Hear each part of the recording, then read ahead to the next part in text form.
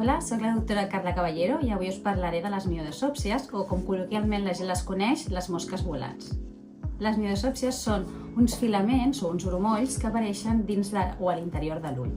Les podem veure sobretot a fons més clars o amb contrast i realment són com uns filaments o uns grumolls que apareixen en el gel que tenim dins de l'ull que l'omple, que és el gel vitri.